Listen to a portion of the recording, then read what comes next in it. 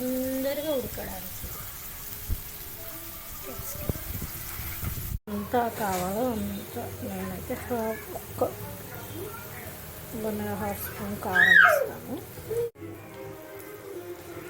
ఇలా ఒక 4 గుడ్లు వేసుకున్నాను నేను.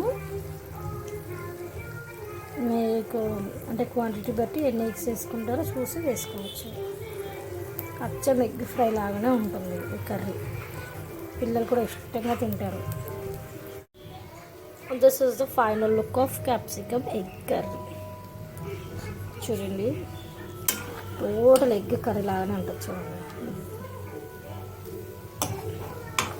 అంటే దీంతోపాటు క్యాప్సికమ్ కూడా పిల్లలు తినేస్తారనమాట.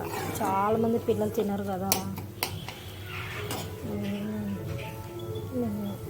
నచ్చితే ఒక లైక్ చేయండి, ఛానల్ సబ్స్క్రైబ్ చేసుకోండి. Bye bye friends.